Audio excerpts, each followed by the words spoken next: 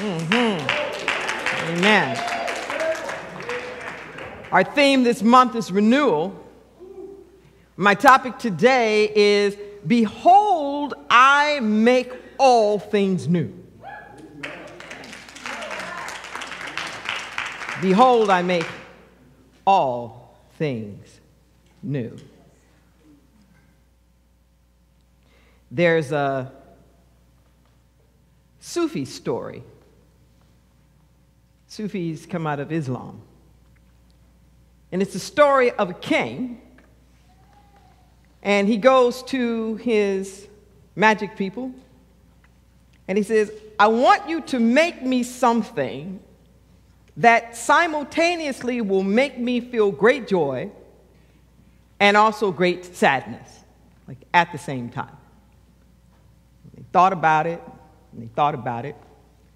And finally, they came up with a ring for his finger, and inscribed within it was these words: this too shall pass.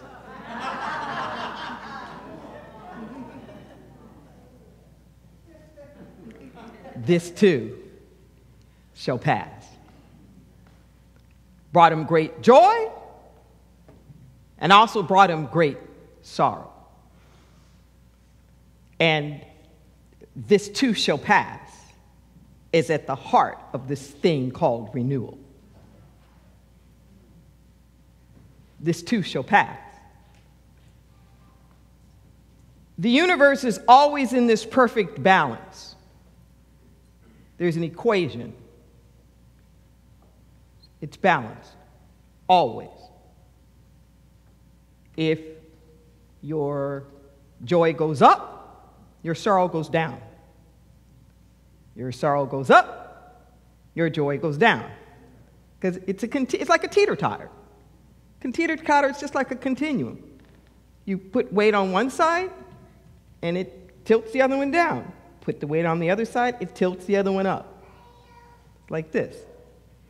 The people who are really deeply spiritually grounded, they're a little more even. Are you with me? They're a little bit more even. They are not allowing the stuff of the world to either send them way down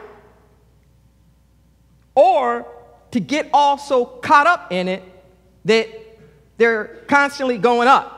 So they're not jerking around. They're not like going up and down with the stuff of this world. Okay? So if you feel like you're on a roller coaster, it's because you are.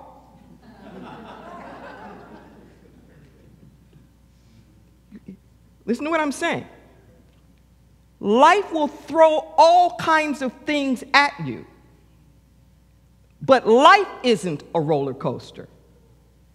Your experience of life is a roller coaster if you're busy trying to hold on to everything. TKO, first row. It's a roller coaster when you're trying to hold on. So we're here in Santa Cruz, and we actually have one of the world-renowned roller coasters here at our boardwalk. Okay? You're going up the hill, and there's that anticipation, right? And your heart's going, and then you get up to that top, and it's like, oh boy. And you know there's nothing you can do, and shoot, it goes down. And there's all kind of roller coasters. Not all of them are big. Some of them like zip. You know, they've got more than one. They're like, they zip around and whatnot real fast, right?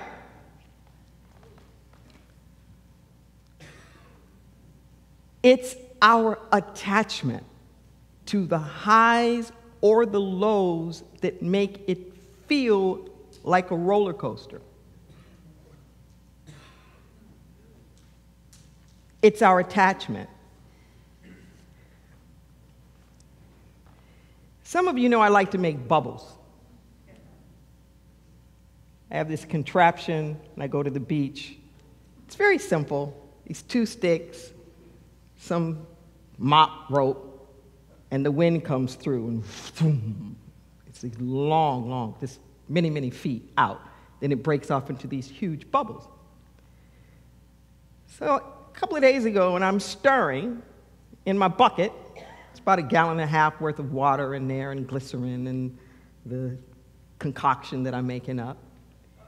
And I noticed that as I swirled round and round and round and round and round. Have you ever done that with something, swirl like really, really fast?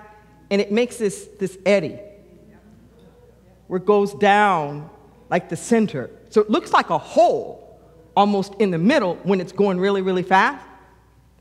And in that hole, I thought, that's like the eye of the storm. That's that place of the peace where everything's like whirling all around, but there's a place where you can drop in, a place of real depth that's there, where you're not doing all the spinning that's around. Behold, I make all things new. Leaves fall off, leaves come back on. The body you have now is not the same body that you had last Sunday. It's not the same body that you had 2 months ago. The cells are reduplicating themselves. To the outer eye, it may look to you like the same, but it's not. These are not the same cells. And the only way your new cells could generate is if your old cells die off. Listen to what I'm saying. The process of the rebirth is a constant releasing of the old. And somehow or another, we want both. I want renewal, and I want to hold on to what I have.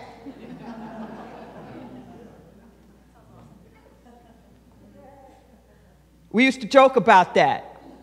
How everybody wanted to go to heaven, but nobody wants to die.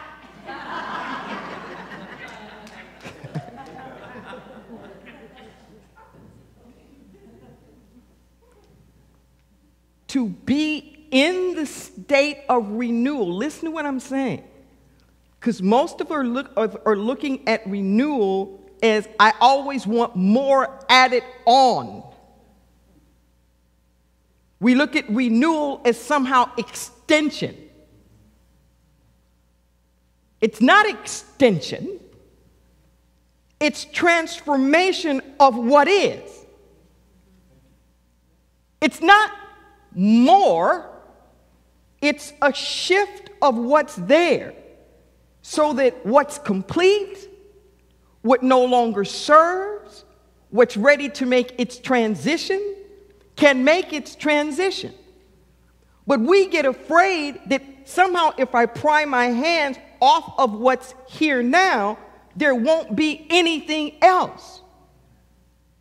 There will be something else, but living in that gap, so to speak, to the sensory perception, that place of what feels like the void, where it's like the metamorphosis of the chrysalis stage, where you're not quite the caterpillar and you're not quite the butterfly, that goo kind of in between.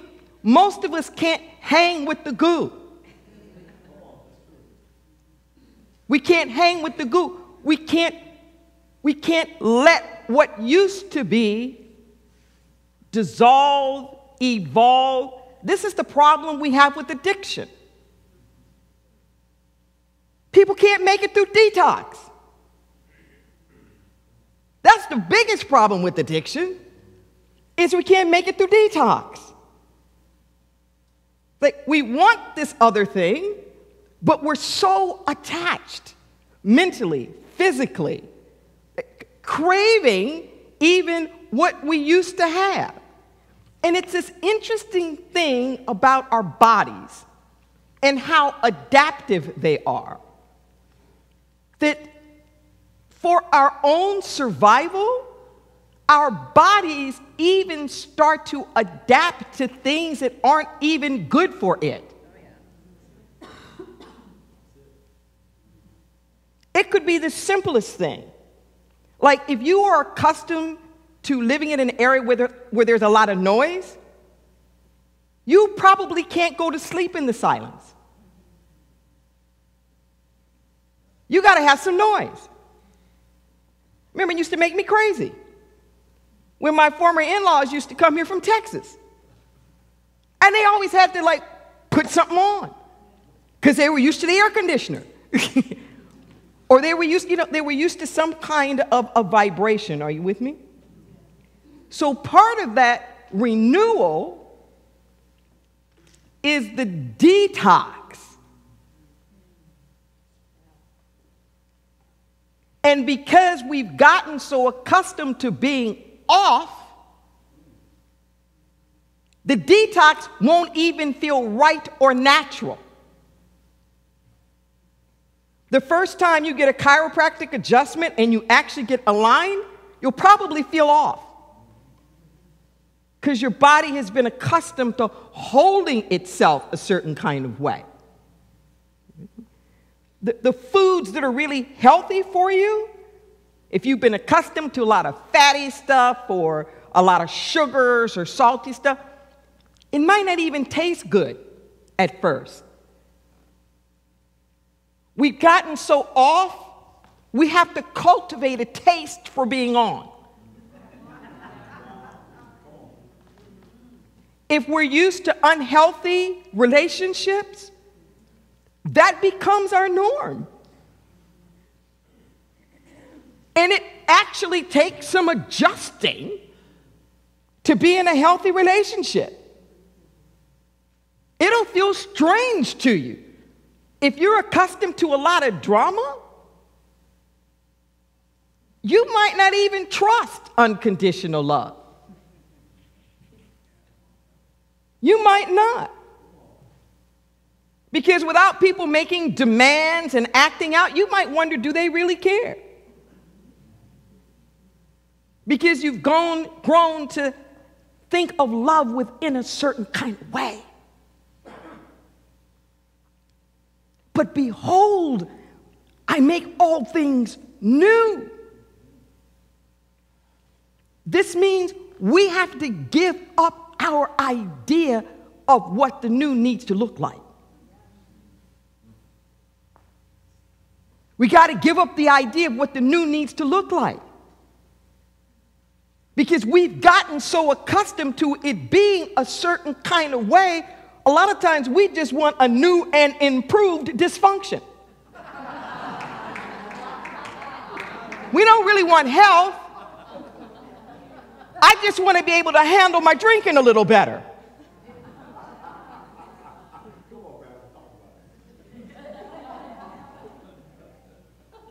I just want to know how to stick around a little bit longer when all this drama in this fight.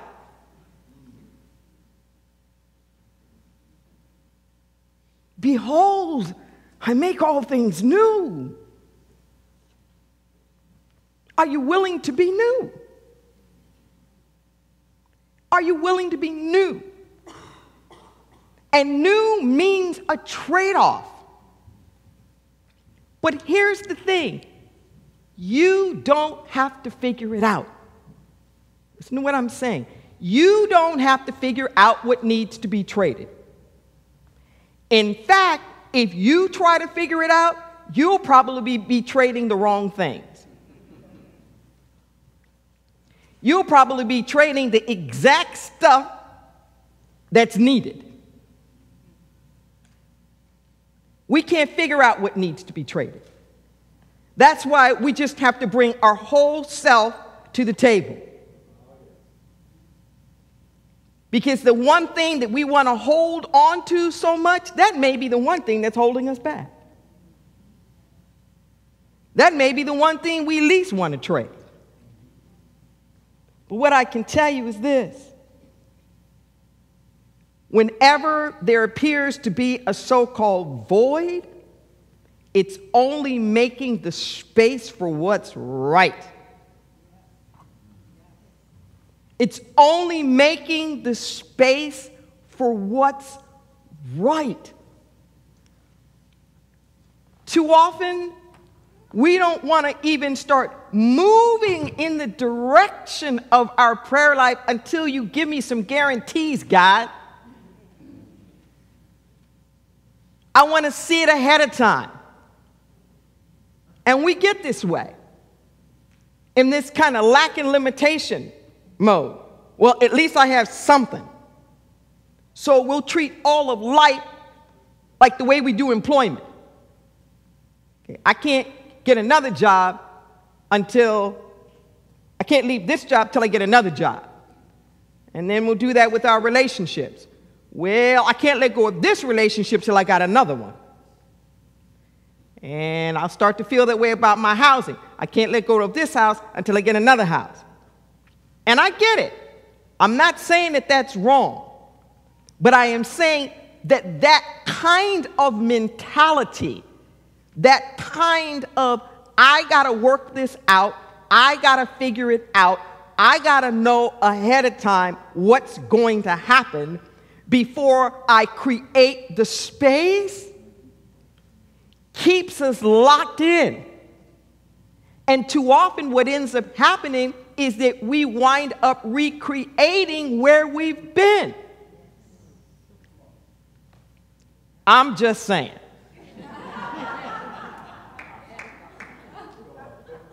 I'm just saying. Now, I was the queen of relationship after relationship after relationship. I mean, like overlapping. I was probably already in the new one before the other one was over. I'm just, hey, you know, I'm just telling the truth. I'm just telling the truth. I mean, constant from like 13 to 55. Long. That first girlfriend was all through high school and college. Long. I do long. Not always saying that's good, but everybody has their patterns. But if you don't give yourself some space to renew, do you feel what I'm saying? If you don't give yourself some space to heal, if you don't give yourself some space to get on a new vibration, if you just keep going back and doing the same thing, it won't be renewal. Jesus would sometimes tell people after their healings, go and sin no more. We think of sin as action, as bad behavior.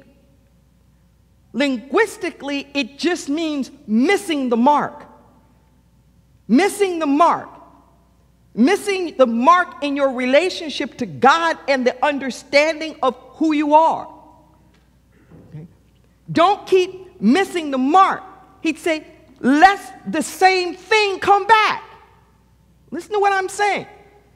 That if you have this healing, but you go back to doing just what you were doing, seeing who you were seeing, going where you were going, making the same kind of decisions, that whatever this thing is that I've helped facilitate this healing for you now, it's not going to last.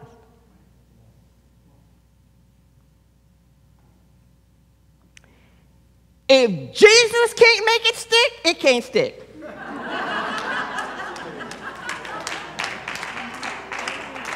Not even Jesus can change your life. Only you can change your life. Not even Jesus. Because anything else, just like Jesus, is facilitated. It's facilitated. It's helping like a midwife. Like helping to create the space But you have to undergo the transformation.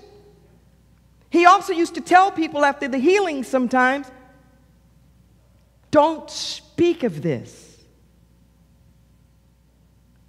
Don't speak of this. Don't tell anybody about this. Once again, lest you be dragged back. Lest in your need to have to prove it to them. Because see, you're getting your healings, you're getting your insights, you're getting your revelations, and folks are going to challenge you on it. What makes you think that? And why in the world would you do that? And you know you can't trust that. And you know what the doctor said. And remember the credit report. And blah, da, da, da, da, da, da, da. And after a while, you'll begin to question, am I being made new? Is there some renewal that's actually happening in my life? Is there really a healing? Huh? I don't know. When I listen to all these other people, it doesn't look like it. It's an inside job. It's an inside job. You can't see it on the outside. I don't care what it is. If you're looking at a person, you can't tell what's going on in their body temple and their health. You can't tell what's going on in the consciousness. Even if you look at a tree, the health of the tree isn't in the leaves that you see, it's in the quality of the roots down below. The stuff that's down below. There is a renewal that is always taking place. Because life goes towards healing. Life goes towards restoration. It goes towards regeneration. We here in Santa Cruz, in this area, experience a lot of fires. And more lately, because it's been so dry. It wasn't so much this last year in Santa Cruz as it was north of us, like in Sonoma and Santa Rosa and up in that area. But we've had our fair share, and down in Big Sur and all of the rest of that. And what happens the next year? There's growth everywhere. There's growth coming out of the charred wood. And there are certain seeds underneath the ground that only get released when it's hot enough. It's called succession, where the planet already has its built-in regeneration. And so it is with you in your life. There will be little green that comes out of your charred places. So much so, after a while, you won't even see the char, because there'll be so much green. And there are seeds lying dormant underneath you. They aren't even going to sprout till it gets hot enough.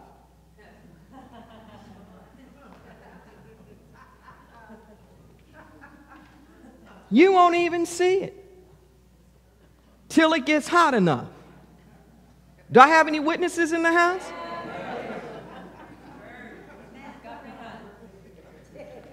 The real renewal comes through some trials and tribulations. Do we like the trials and tribulations? Probably not. But they are character building. And who we become as a result of them is part of the redemption of the experience.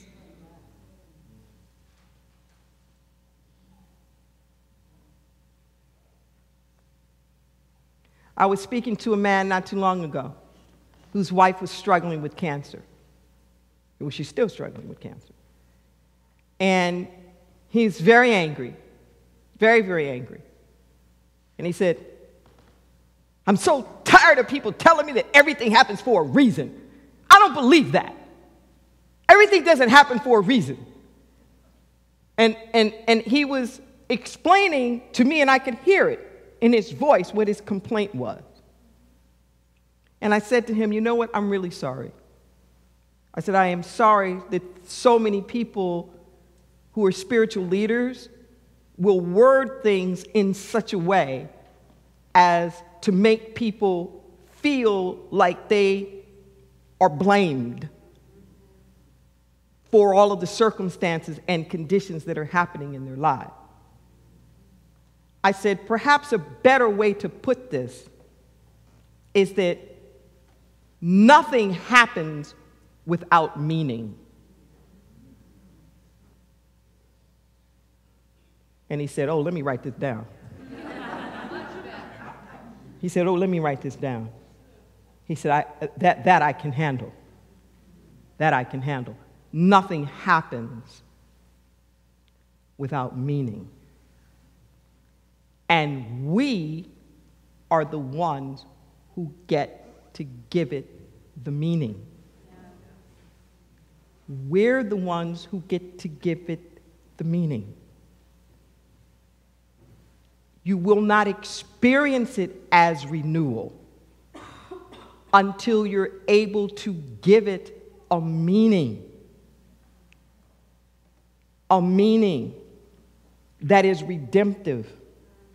A meaning that is a blessing. A meaning that's related to growth, to healing, to seeing more, to experiencing more, lifting you up to a higher plane. As long as your story is still, I'm a victim of this terrible thing, then that's all your experience will be. You'll never get any renewal out of it. It's not going to happen. The choir was singing a moment ago about at the table. And I'm going to end with this particular metaphor. In the 23rd Psalms, there's a line towards the end of that, the Lord is my shepherd, I shall not want, poem. And it says, thou preparest a table before me in the presence of mine enemies. Thou preparest a table before me in the presence of mine enemies. What happens when you sit at the table together? Communion happens. You work it out. When you have to come and you have to, like, break bread together. We're busy running away from all of our enemies. And enemies can be anything. Doesn't have to be people. It could be your finances. It could be your health. It could be anything that in your mind you have perceived as adversarial. Thou preparest the table. And what I know is this, that part of this ability to renew and to release and to move on to something else that's next, it's evolutionary, is a little thing called forgiveness. Forgiveness does not right the wrongs. It doesn't change what happened. It shifts your relationship to it. The forgiveness is for you. We can't even feel that in the English language. But every time that Jesus uses that term in Scripture that we have, the earliest translations are from Greek. There's a tense called the middle voice, which means the action takes place upon the actor. We think it's for the other person. But the one who's changed from forgiveness is you. And when we are in a state of judgment and blame and victimhood and all of the rest of that, we keep missing the mark. We keep missing the mark. The way to get back on purpose, the way to stand in our power. And I contend that if you really do want justice, if you really do want the reconciliation, it isn't even going to come until you do the forgiveness. We think once we reconcile, then I'll forgive. Oh. You forgive first, and then maybe you'll see some reconciliation. Think, once we get the justice, then I'll forgive. I'm telling you now, you can look throughout history. The justice does not start to come until there's some kind of collective forgiveness process that starts moving in that direction, that shifts all of our relationship to each other. You don't have to know. Just like I said, you don't have to know what to let go of. You don't have to know what to release. That's not your problem. Just accept your invitation. The moment you say, I'm ready to forgive, ooh, and you better mean it too. Because, ooh, it's going to come fast. Fast. The moment you really say, I'm willing to forgive, I'm willing to release, I'm willing to shift, a table gets prepared before you. You don't have to decide the guest list. You don't have to determine the menu. You don't have to determine the location. You don't have to do anything but just accept your invitation when it comes. And you will know it's yours. There won't be any doubt whatsoever. And then you're going to have to sit with, whoo, do I really want to renew? Whoo, do I really want to forgive? Whoo, do I really want to move on? Woo! Can't we just like skip over this? Can't you just like give it to me anyway? Ooh, you mean I got to talk to them? Ooh, you mean I got to face this? Ooh. You mean I got to share this? Ooh, oh, man.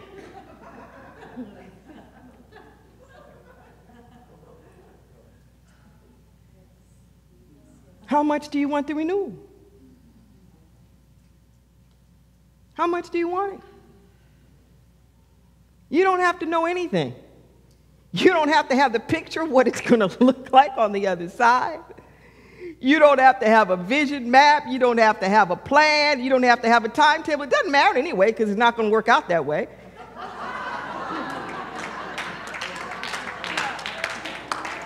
I'm not saying don't do it, but know that you're doing it is just cultivating your soil.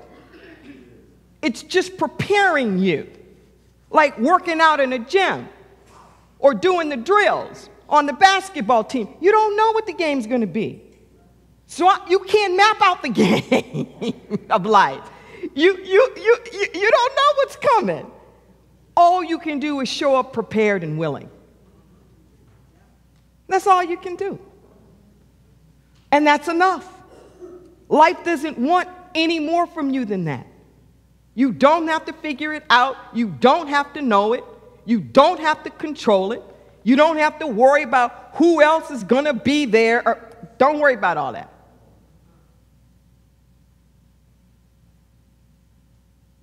You just show up. You just show up.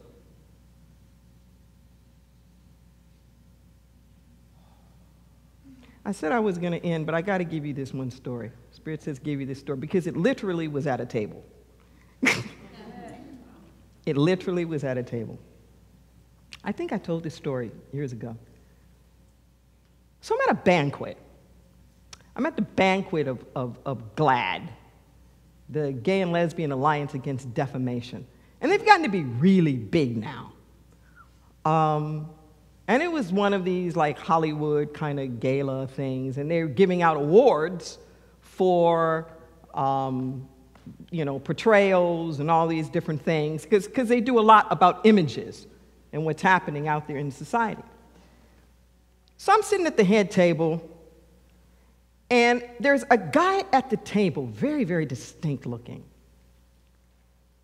beautiful, beautiful silver hair. And I knew exactly who he was. And I had had one of the most hurtful, hateful experiences of being discriminated against by this man. In his house, at a fundraiser of an organization, national LGBT organization, the National Gay and Lesbian Task Force that I had been co-chair of. It was so bad that my co-chair, my white male co-chair, called me afterward and said, "I cried for you." He said, "Is this what you keep trying to tell me is your experience?" He said, I would have never believed it. Okay?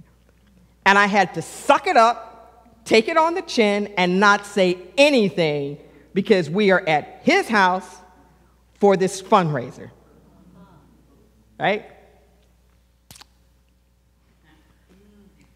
So I see this guy, and all kind of stuff is running through my head. Not that I would have, but I had dreams of cussing him out now.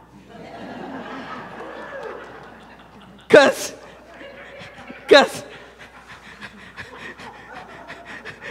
I wasn't under the duties of this thing. I was just like, wow. And black folks, we got this thing. We go into denial first.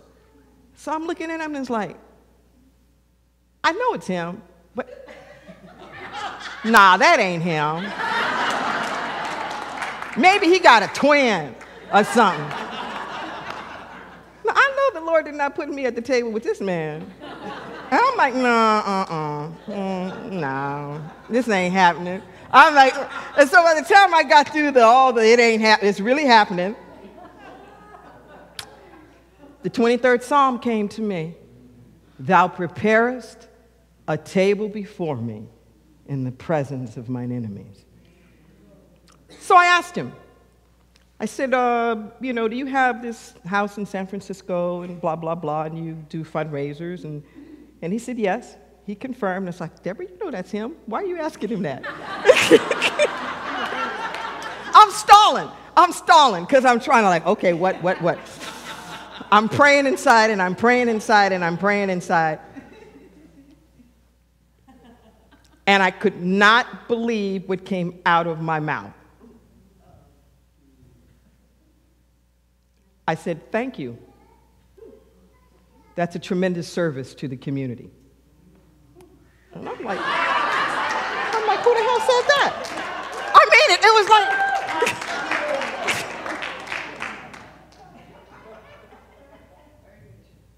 and I was free. Do you hear me? In that moment, I was free. I wasn't hurt anymore. I wasn't marginalized. I looked him dead in the eye, and I really meant that. Even though I didn't know I was going to say that or didn't have any intention of saying it, once it came out my mouth, I knew I wasn't lying. It really was a good service. Are you with me? The story shifted. He didn't know me. He had no idea. And I didn't bother to tell him. Because that would have put me back in that old story. I didn't go back to that old story. I stood there as Reverend Deborah, because I wasn't Reverend Deborah back then. I stood there as Reverend Deborah, as thou preparest a table before me, and let God put that through my mouth. Yeah. And I'm telling you, so all the preparing that you're making for the meetings that you're going to have, or the conversations, or the talks, or what are you going to do to get your boss, and you don't know. Just show up. Just accept the invitation and watch what happens. Whee! Zip, zip, zip, zip, zip. Whoa!